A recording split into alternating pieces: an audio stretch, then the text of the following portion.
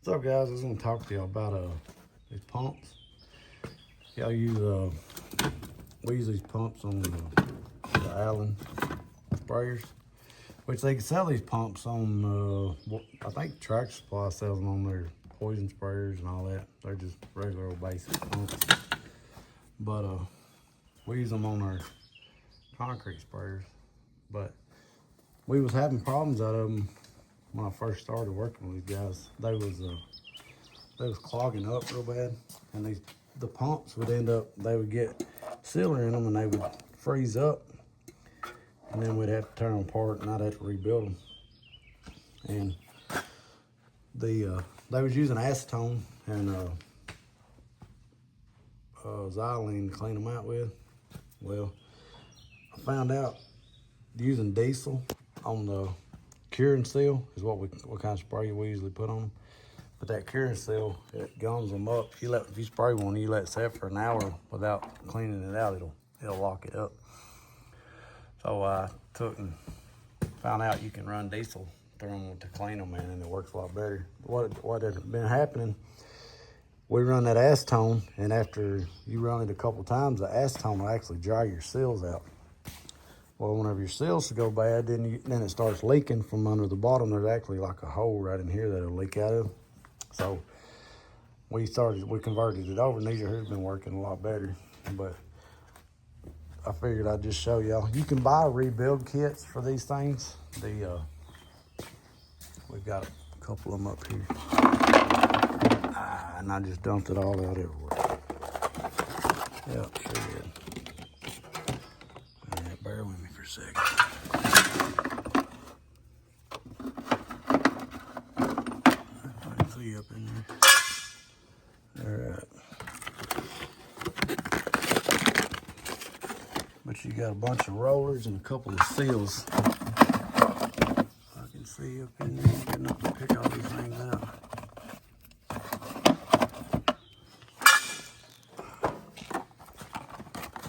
Well, I wanted to do a video, but I guess it stuff happens, you know what I mean?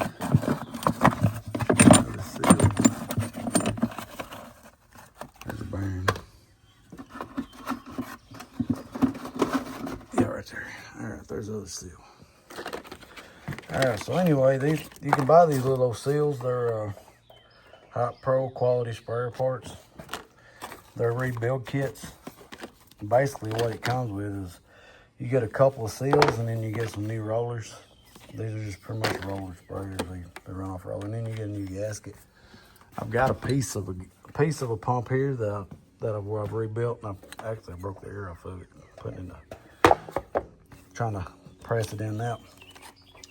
But to rebuild them, man, you really need a press to press them in and out. You can do it with a hammer pecking them in and out, but they're hard.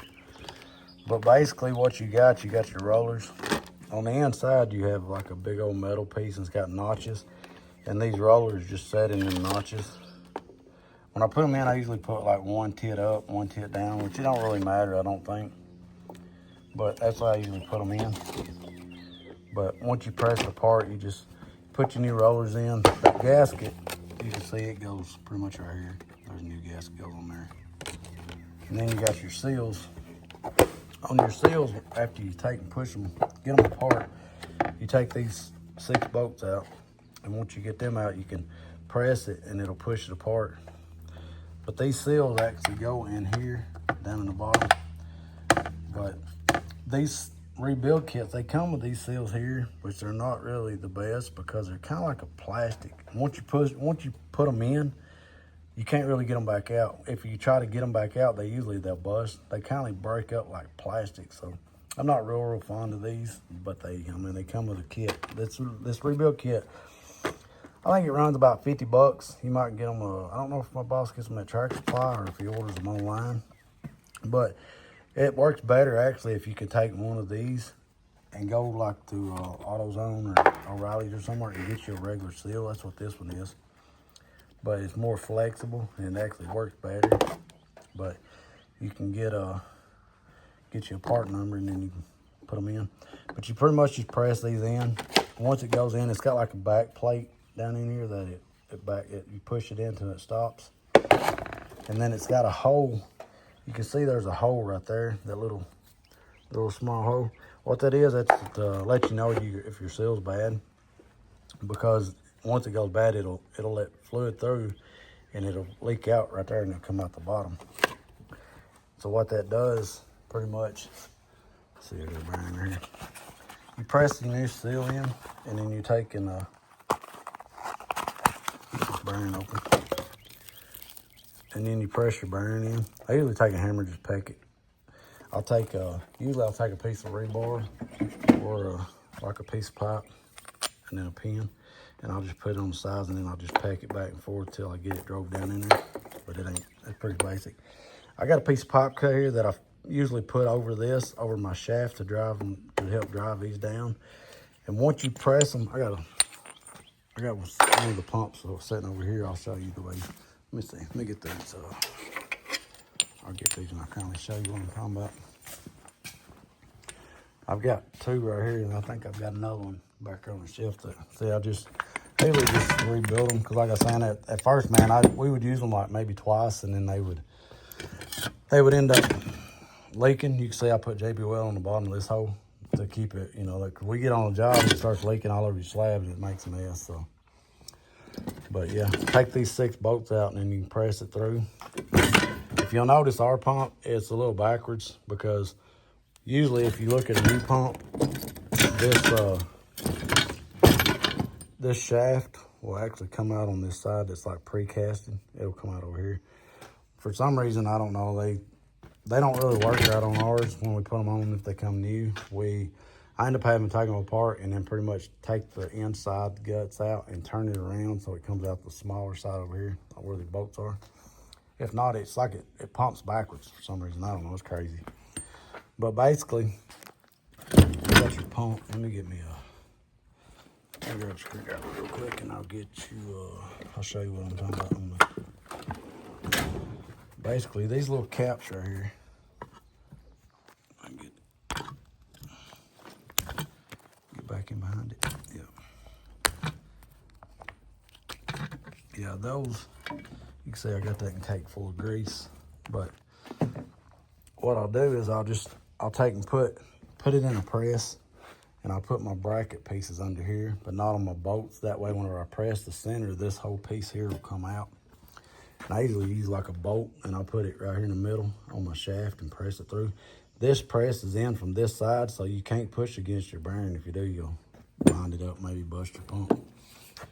And then whenever you put it back together, you just you press it back in. Usually when you press it back in, it'll push this bearing back out a little bit. So I got a pipe here that I'll slide over that, and then I can peck it back in to where it snugs it back up. And then when I put my bearings on the outside, which you can see that they got a little plastic sleeve that goes on the outside here too, like the back, just a cover, like a dust cover. But I'll put this over here, and then that way I can drive it back down and tighten it back up. Once you rebuild these things, if you can't turn it by hand, if you can't get it to spin by hand, then then sometimes they're getting a bind. You'll have it drove in too tight. What I normally do is take a hammer and just smack this shaft here a time or two, and it kind of frees it up. But you can see down in there's only get up here a lot. All you've got your rollers, and then it's like a big old metal piece that holds your rollers. It just rolls back and forth. But basically what it does is it'll suck it in here, and then the rollers will force it back out the other side. So, but yeah, we just rebuild them. It's a lot easier though. Like I was saying, the rebuild kits are about $50. It's easier to do that than it is to pay $300 for a new one. So, but even on the sprayers that I'm pretty sure like Co-op, their sprayers they spray their poison and stuff with. The only difference is they have a electric motor on. These are here. Oh, they only got 2 bolts under the bottom that holds them on. Then you got your pulley. The pulley comes off, so take your lines loose. Pretty basic, pretty easy to swap out. But it's a little tricky whenever you're rebuilding them, but it ain't that hard. It's easier to pay $50 and rebuild one than it is to pay $300, unless you just won't waste your money with it. But hopefully that'll help. And if you got any questions, just give me a comment, And don't forget to like and subscribe so you can keep up with more of my videos, and I'll make more as they come. Thanks for watching.